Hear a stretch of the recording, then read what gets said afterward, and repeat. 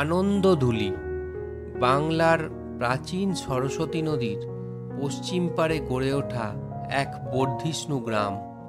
এই আনন্দধুলি থেকেই অপভ্রংশ হয়ে বর্তমানে আন্দুল, আর এখানেই রয়েছে ইতিহাসের রোমাঞ্চকর গল্পের সাক্ষী হয়ে দাঁড়িয়ে থাকা আন্দুল রাজবাড়ি। নমস্কার বন্ধুরা, আমি সৌভিক আর আপনারা দেখছেন এক্সপ্লোরার সৌভিক। আমি আজকে চলে এসেছি হাওড়া জেলার প্রাচীন ঐতিহ্যবাহী শহর আন্দুলে।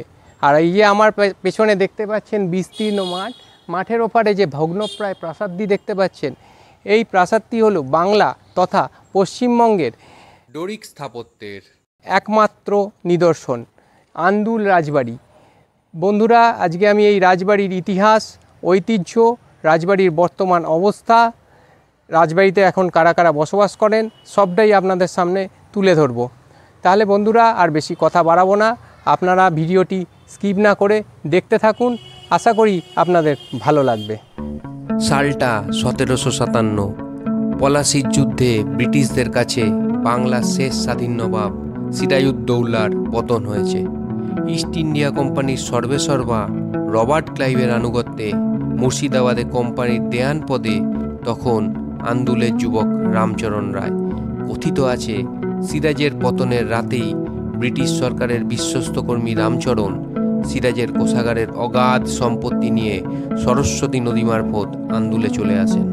পরবর্তীতে 1766 খ্রিস্টাব্দে লর্ড ক্লাইভ দিল্লির সম্রাট দ্বিতীয় শাহ আলমের কাছে রাজা উপাধির জন্য কোম্পানির অনুগত রামচরণের নাম সুপারিশ করেন।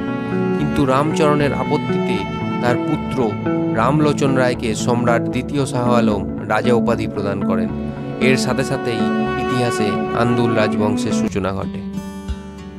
রাজবংশের ভিত্তি রাজা রামলোচন রায়ের সময়কালে স্থাপিত হলেও আন্দুল রাজবংশের ঐতিহাসিক শিল্পকীর্তি বাংলার ইতিহাসের এক বিরল দৃষ্টান্ত আনন্দধাম তথা বর্তমানের আন্দুল রাজবাড়িটি প্রতিষ্ঠা করেন আন্দুল রাজা রাজনারায়ণ রায় বাহাদুর।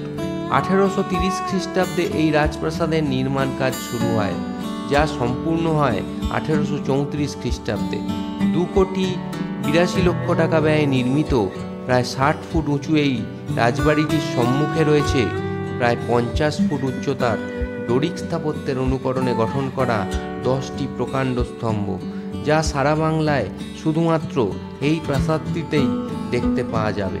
স্তম্ভগুলির পরিধি এতটাই বেশি যে কমপক্ষে 3 জন মানুষ একে অপরের হাত ধরে দাঁড়ালে তবেই একটি স্তম্ভকে পুরোপুরি বেষ্টন করা যাবে। স্তম্ভগুলি পেরোলেই প্রাসাদের মাঝের অংশটিতে গড়ে উঠেছে নাচঘর, যেখানে বসত বাইজিদের বিনোদনের আসর। এই নাচঘরকে ঘিরে রয়েছে 16টি স্তম্ভ, যেখান থেকে ঝুলত বাহারি ঝাড়বাতি। নাচঘরের দুপাশে রয়েছে 30 স্তরীয় ভবন, যার প্রতিটি তলা প্রায় 20 ফুট উঁচু, আর এই অংশেই রাজবাড়ির সদস্যরা বসবাস করত। 1849 খ্রিস্টাব্দে রাজনারায়ণ রায়ের মৃত্যুর পর তাঁর পুত্র বিজয় কেশব রায় রাজকার্যের দায়িত্বভার গ্রহণ করেন। বিজয় কেশব নিঃসন্তান ছিলেন, তাই তাঁর মৃত্যুর পর আদালতের নির্দেশে আন্দুলের জমিদারির মালিকানা পান বিজয় কেশবের ঠাকুরদা রাজা কাশীনাথ রায়ের কন্যা ত্রিপুরা সুন্দরী ও জামাতা কালীপদ মিত্রের একমাত্র পুত্র ক্ষেত্রকৃষ্ণ মিত্র। এইভাবেই আন্দুলের রাজপরিবারে মিত্র পরিবারের আবির্ভাব ঘটে। ক্ষেত্রকৃষ্ণের সময়কালে আন্দুলের জমিদারির প্রভূত উন্নতি ঘটে। তাঁর মৃত্যুর পর তাঁর 2 পুত্র উপেন্দ্রনাথ ও নগেন্দ্রনাথ সমস্ত সম্পত্তির অধিকারী হন। এর পরবর্তীতে সম্পত্তির ভাগ বাটোয়ারা হলে বড় তরফ ও ছোট তরফ নামে 2 ভাগে ভাগ হয়ে যায়। ক্রমে বড় তরফের উপেন্দ্রনাথের পরিবার রাজবাড়ির পূর্ব অংশে থাকতে শুরু করেন এবং ছোট তরফ নগেন্দ্রনাথের পরিবার রাজবাড়ির পশ্চিম অংশে থাকতে শুরু করেন।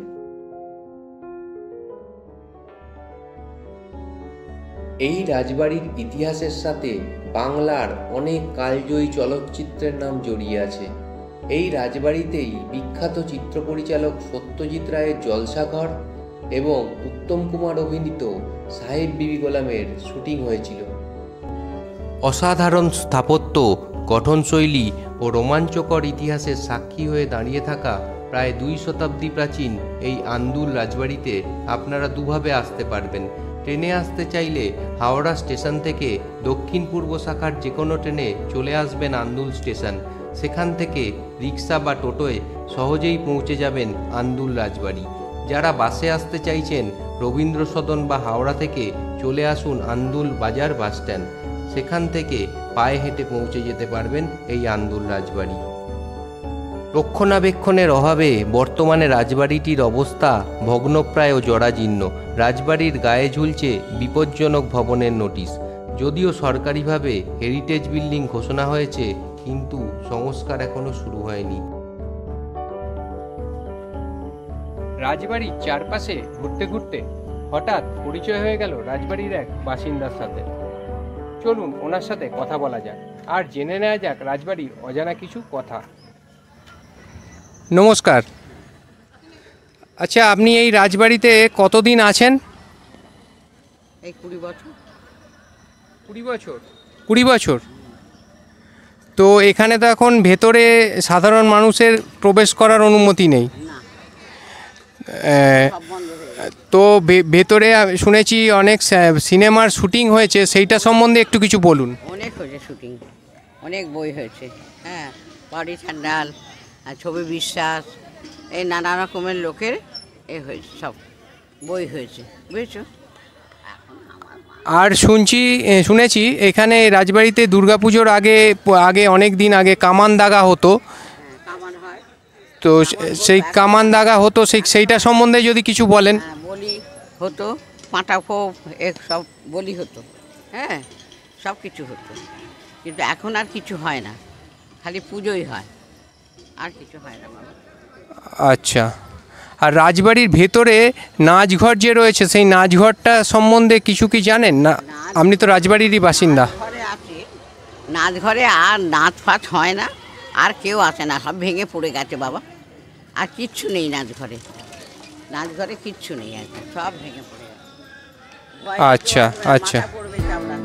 আচ্ছা, ঠিক আছে, আপনাকে অনেক ধন্যবাদ। আন্দুল রাজবংশের ঐতিহ্যের সাক্ষী নিয়ে দাঁড়িয়ে থাকা এই প্রাচীন অন্নপূর্ণা মন্দিরটি 1807 খ্রিস্টাব্দে রাজা কাশীনাথ রায় প্রতিষ্ঠা করেন।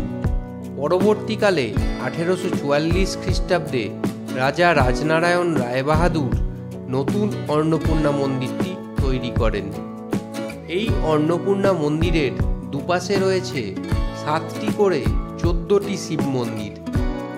আর এখানেই রাখা রয়েছে মুঘল সম্রাট দ্বিতীয় শাহ আলমের কাছ থেকে উপহার পাওয়া আন্দুল রাজবংশের সেই বিখ্যাত কামান, যার তোপের শব্দে একসময় সমগ্র আন্দুলের দুর্গাপুজোর সূচনা হতো। এমনকি শোনা যায় এই কামানের শব্দ শুনেই উলুবেড়িয়াতেও শুরু হতো দেবীর বোধন। আন্দুল রাজবংশের বিখ্যাত দুর্গাপুজোর শুভ সূচনা হয় 1770 খ্রিস্টাব্দে প্রথম আন্দুল রাজা রামলোচন রায়ের হাত ধরে। আর এই প্রথমবারের দুর্গাপুজোতেই উপস্থিত ছিলেন ব্রিটিশ সরকারের সর্বেসর্বা লর্ড ক্লাইভ স্বয়ং। কথিত আছে তিনি পুজোর প্রণামী হিসেবে দিয়েছিলেন 10,000 টাকা এবং দেবী দুর্গাকে 108টি নীলপদ্ম অর্পণ করেছিলেন। বর্তমানে আন্দুল রাজবাড়ির জৌলুস ম্লান হয়ে এলেও ঐতিহ্যবাহী অন্নপূর্ণা মন্দিরটি এখনও স্বমহিমায় বিরাজমান। দেবী অন্নপূর্ণা এখানে নিত্য পূজিত হন। বছরের নির্দিষ্ট সময়ে অন্নপূর্ণা পূজার দিন সমগ্র আন্দুলবাসীকে ভোগ প্রসাদ বিতরণ করা হয়। দেবী এখানে রাজবেশে বিদ্যমান, আর ওনার পাশে দেবাধিদেব মহাদেব দাঁড়িয়ে আছেন দুহাত বাড়িয়ে। স্থানীয় মানুষেরা মহাদেবের এই রূপটিকে ভিখারি মহাদেবও বলেন। বন্ধুরা, আমি এখন যেখানে দাঁড়িয়ে আছি এর ঠিক ওপরেই ছিল রাজবাড়ির নাচমহল, আর এখানেই প্রতিদিন বসতো বিনোদনের আসর। আজ রাজবাড়ির সেই জৌলুস ও আড়ম্বর আর নেই। কালের চাকায় তা আজ ফিকে হয়ে গেছে। রাজবাড়ি আজ প্রায় ভগ্নপ্রায়। তো বন্ধুরা, এই প্রাচীন ইতিহাসের সাক্ষী থাকতে একদিন এসে ঘুরে যেতেই পারেন এই আন্দুল রাজবাড়ি। আশা করি আপনাদের ভালো লাগবে। ভিডিওটি আজকে এই পর্যন্তই।